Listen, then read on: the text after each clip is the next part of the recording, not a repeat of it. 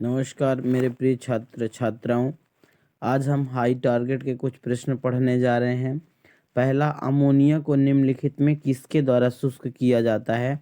आपके पास चार आंसर हैं यहाँ पे, तो देख सकते हैं CaO, P4O10, concentrate H2SO4, CaCl2। तो इसका सही आंसर हो जाएगा आंसर सी। वैसे कोशिश करिए कि पहले आप आंसर दीजिए, यदि नहीं बन रहे हैं तो फिर मैं आंसर बताऊंगा ही। प्रश्न क्रमांक दूसरा देखिए, निम्नलिखित में किसका बंध ऊर्जा सबसे अधिक होगा? तो बॉन्ड बॉन्ड एनर्जी सबसे अधिक एस बॉन्ड एस की होगी। सही आंसर बी है। अगला देखेंगे हम, निम्नलिखित में कौन सा आयन रंगहीन है? तो आप याद रखिएगा कि 3D सीरीज में कॉपर आयन रंगहीन होगा, क्योंकि उसमें कोई भी अयुग्मित इलेक्ट्रॉन नहीं होते हैं। अगला, NiCO का होल फॉर्म में Ni में कौन सा संकरण होगा? तो याद रखिएगा, यदि उपसंयोजी संख्या 4 है तो sp3 भी हो सकता है और DsP2 भी होता है। पर जब प्रबल लाइगेंड जैसे Cn हो, NH3 हो, तो जनरली DsP2 होता है, अदरवाइज sp3 होगा। तो सही आंसर देख लीजिए इसका सी।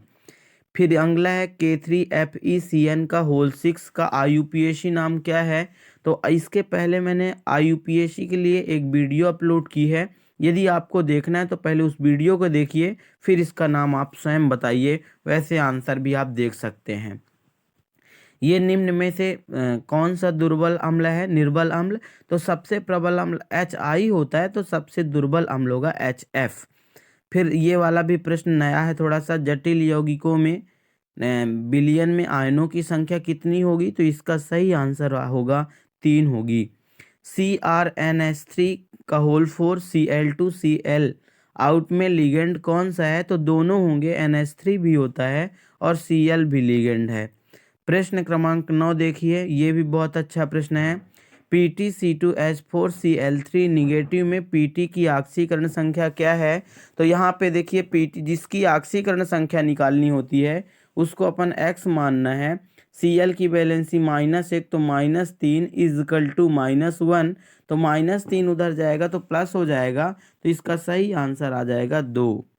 फिर नेक्स्ट अगला देखेंगे हम इसी प्रकार से, जटिल आयन CuNH3 का होल 4 ओवरऑल 2 पॉजिटिव की संरचना वर्ग समतली है, तो उस जटिल आयन में Cu पॉजिटिव कौन संकरण? तो ये याद रखिएगा कि यदि समन्वय संख्या 4 है तो उसमें दो प्रकार का संकरण होगा, sp3 जिसकी संरचना चतुष्फल की होगी, और यदि DsP2 संकरण है तो उसकी संरचना वर्ग समतली होगी। तो सही आंसर सी है। अगला देखिए, एथिलीन डाइएमीन है, तो EN इसे हम बोलते हैं संक्षिप्त रूप में, और यह द्विदंतुर लिगेंड है, तो सही आंसर हो जाएगा बाइडेंटेंट लिगेंड। अगला प्रश्न देखिए, फिर से है, दिए गए केंद्रीय परमाणु आयन के लिए निम्नलिखित में किस लिगेंड का CFSE क्रिस्टल छेद विपाटन ऊर्जा सबसे अधिक होगा? तो सबसे अधिक CO फिर CN का होता है। एल्यूमिनियम के साथ कौन सा तत्व तिर्यक संबंध? तो 11th का, इसको आप लोग जानते भी हैं। ये वाला प्रश्न भी आप जानते ही होंगे, देख लीजिएगा। हैलोजन के आबंध वियोजन एंथैल्पी का सही क्रम कौन सा होगा? तो सबसे अधिक इलेक्ट्रॉन बंध वियोजन एंथैल्पी जो होती है, इलेक्ट्रॉन ग्रहण एंथैल्पी, क्लोरीन, फिर ब्रोमीन और F2 और लास्ट है I2। ऑक्सीजन का आयनन विभव, तो ये तो हो गया इस चैप्टर से, उपसंयोजी रसायन से रिलेटेड नहीं है, फिर भी आप देख लीजिए। निकेल का NiCO4 में ऑक्सीकरण अवस्था कितनी होगी? तो चूंकि हम जानते हैं कार्बोनिल समूह उदासीन है, 0 होती है, तो पूरी इस कॉम्प्लेक्स में Ni की ऑक्सीकरण 0 हो जाएगी। K4FeCN का होल 6 क्या है? तो यह एक प्रकार का संकुल लवण है, जिसको हम लोग जटिल लवण भी कहते हैं। जटिल लवण MEEN का होल ट्वाइस C2O4Cl, जहां EN एथिलीन डाइएमीन है, में धातु के ऑक्सीकरण संख्या और उप संयोजी संख्या का योग कितना है? तो इसको आप लोग निकाल लीजिए, इसके लिए भी मैंने एक वीडियो बनाई थी। अगला देखिए, इसको आप लोग अपने से भी सॉल्व कर लीजिए, ज़्यादा प्रश्न के आंसर मत देखिएगा। जटिल यौगिक COEN का होल ट्वाइस Cl2Cl के संभावित समावयवियों की संख्या कितनी होगी? तो इसमें तो केवल 3 होगी। अगला ऑब्जेक्टिव है कोबाल्ट थर्ड क्लोराइड अमोनिया के साथ कई प्रकार के ऑक्टाहेड्रल जटिल यौगिक बनाता है। इनमें से कौन सिल्वर नाइट्रेट के साथ क्लोराइड आयन की जांच नहीं देगा? तो इसका सही आंसर हो जाएगा COCl3.3NH3, क्योंकि जो कोबाल्ट एमीन क्लोराइड होते हैं वो 4NH3 तक स्टेबल होते हैं और ये नॉन स्टेबल होता है, इसलिए यह कोई भी जांच आयन नहीं देगा। अगला ऑब्जेक्टिव देखिए, निम्न में कौन सबसे अधिक स्थायी जटिल यौगिक है? तो सबसे अधिक स्थायी वैसे आप तो इनमें आप EAN निकाल लीजिए। EAN भी मैंने एक वीडियो बनाई थी। EAN का मतलब होता है इफेक्टिव एटॉमिक नंबर, जिसका EAN अक्रिय गैसों के आसपास होता है। तो इस प्रकार के यौगिक अत्यधिक स्थायी होते हैं, तो इसको आप अपने से सॉल्व करिएगा। आंसर हालांकि देख लेते हैं, आप लोग देख लीजिएगा। CONH3 का होल 6 Cl2 बिलियन में कितने आयन उत्पन्न हो सकते हैं? तो इसके पहले भी ये आया था, 3 आयन उत्पन्न हो जाएंगे। अगला ऑब्जेक्टिव, किसका चुंबकीय आघूर्ण सबसे अधिक होता है? तो इसको भी आप लोग निकाल लीजिए। चुंबकीय आघूर्ण निकालने का एक मैं फार्मूला बताता हूँ आपको, √n×n+2। इस फार्मूले से आप निकाल लीजिए तो वैसे भी पता चल जाएगा। वैसे आप लोग एक चीज़ याद रखिएगा, यदि अयुग्मित इलेक्ट्रॉन की संख्या जितनी अधिक है उसका चुंबकीय आघूर्ण उतना ही अधिक होगा। तो वैसे तो आप यहीं से देख के समझ सकते हैं कि Fe2 पॉजिटिव Cr3 पॉजिटिव, इन्हीं दोनों में अनपेयर्ड अधिक होंगे, तो इनको आप निकाल सकते हैं। आप इसको करिए, ये फार्मूला मैंने बता दिया, इस फार्मूले में रख करके आप स्वयं सॉल्व करिए इसको। अगला है, निम्न में किसकी संरचना वर्ग समतली होती है? तो इसका सही आंसर हो जाएगा वर्ग समतली। कौन सा हाइब्रिडाइजेशन होना चाहिए? DsP2। इसके पहले भी मैंने बताया था कि जहाँ पे CN प्रबल लाइगेंड है तो वहाँ पे DsP2 संकरण होगा, क्योंकि यदि समान उप संयोजी संख्या 4 है तो दो प्रकार का संकरण होगा, एक तो DsP2 होगा और एक sp3 होगा। तो sp3 होगा तो उसकी संरचना चतुष्फलकी होगी, और DsP2 है तो उसकी संरचना वर्ग समतली होगी। अगला देखिए ऑब्जेक्टिव, इनमें से कौन सा अनुचुंबकीय है? तो वही देखिए अनुचुंबकीय की अभी मैंने बताया, जिसमें यदि अयुग्मित इलेक्ट्रॉन होंगे, आप निकाल लीजिए, जिसमें अयुग्मित इलेक्ट्रॉन होंगे वह अणुचुंबकीय होगा और जिसमें अयुग्मित इलेक्ट्रॉन नहीं होंगे वो प्रतिचुंबकीय होगा। निम्न में से किसे कार्बधात्विक यौगिक नहीं कहते हैं? कार्बधात्विक यौगिक देखिए, फेरोसिन का सूत्र आपको पता है, Fe 𝛉5 का होल ट्वाइस होता है। फेरोसिन और जाइसे लवण दोनों पाई आबंधित यौगिक है। ग्रिग्नार्ड अभिकर्मक का सूत्र RMgX जनरली होता है, ये भी कार्बधात्विक यौगिक है। तो इसका सही आंसर हो जाएगा सिस्प्लेटिन नहीं है। आंतरिक कक्षक संकुल के साथ प्रतिचुंबकीय है, तो आंतरिक कक्षक संकुल इसमें से कौन है? CONH3 का होल 6 ओवरऑल 3 पॉजिटिव है। यहाँ पे इस प्रकार के संकुल जिसमें दो प्रकार के ये भी होते हैं, एक होता है जैसे एग्जाम्पल के लिए sp3d2 और दूसरा होता है d2sp3। तो जिसमें D पहले आता है उसको अंतःकक्षक संकुल, और जिसमें D आता है उसको बाद में आता है उसको बाह्य कक्षक संकुल। कि Fe4 FeCN का होल 6 3 में Fe की ऑक्सीकरण अवस्था कितनी है? तो इसमें दो प्रकार की ऑक्सीकरण होंगी, एक तो +2 भी होगी और दूसरी +3 भी होगी, क्योंकि यहाँ पे दो हैं। पोटेशियम फेरोसाइनाइड और पोटेशियम फेरीसाइनाइड में Fe की ऑक्सीकरण कितनी है? तो फेरोसाइनाइड में +2 होगी और फेरीसाइनाइड में +3 होगी। प्रश्न क्रमांक 31, पोटास एलम को कौन सा लवण कहते हैं? तो याद रखिएगा, पोटास एलम हो गया, क्रोम एलम हो गया, कार्नेलाइट हो गया, ये सभी द्विक लवण होते हैं। द्विक लवण ऐसे यौगिक जो जल में विलय करने पर अपने सभी अवयवी आयनों में विभक्त हो जाते हैं, उनको द्विक लवण, और जो विभाजित नहीं होते उनको संकुल लवण। जल की कठोरता के निर्धारण में अनुमापन विधि में प्रयुक्त पदार्थ है तो Na2EDTA। EDTA का पूरा नाम एथिलीन डाइएमीन टेट्राएसीटेटो है। यह एक प्रकार का षटदंतुर या बहुदंतुर लिगेंड है। NiCl का होल 4 निगेटिव तथा NiCO4 क्रमशः हैं, तो NiCl4 में अनपेयर्ड इलेक्ट्रॉन होंगे तो अणुचुंबकीय है, NiCO4 में नहीं है तो प्रतिचुंबकीय। तो आप पहले इनको निकाल के आप अपने से देखिएगा, यदि अयुग्मित इलेक्ट्रॉन है तो अणुचुंबकीय होगा, नहीं है तो नहीं होगा। CuH2O का होल 4 ओवरऑल 2 पॉजिटिव, संकुल आयन का रंग कैसा है, तो इसके लिए मैं आपको एक ट्रिक बता दूं, आप ऐसे भी ध्यान रख सकते हैं। टिनी फेको कुकर, बल्कि आप लिख लीजिए टिनी फेको कुकर। टीनी मतलब टी आई, नी मतलब एन आई, फे मीन्स एफ ई, को मीन्स सी ओ, कु मीन्स सी यू, कर मने सी आर। बैग हरा, हरा है, गुलाबी नीला, नीला। बैग मीन्स इसका रंग बैगनी, इसका हरा, इसका हल्का हरा, इसका गुलाबी, इसका नीला, इसका भी नीला। तो कभी ट्रिक है तो कभी नहीं भूलेगा कि इसका रंग कैसा होता है, तो इसका रंग होता है नीला। K3CrC2O4 का होल थ्राइस का IUPAC नाम क्या है, तो IUPAC की वीडियो आप देख लीजिए, आप अपने से बता सकते हैं कि क्या सही होगा। हीमोग्लोबिन किसका संकुल लवण है, तो हीमोग्लोबिन Fe का संकुल लवण है, और क्लोरोफिल आएगा तो Mg का है। NiCO4 में ऑक्सीकरण ये तो बता ही चुके हैं कितनी होगी।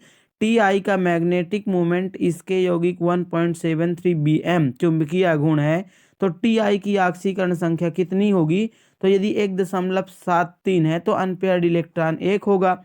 तो इसके आधार पे आप निकाल सकते हैं कि उसकी ऑक्सीकरण संख्या कितनी होगी, तो उसकी ऑक्सीकरण संख्या +3 होगी।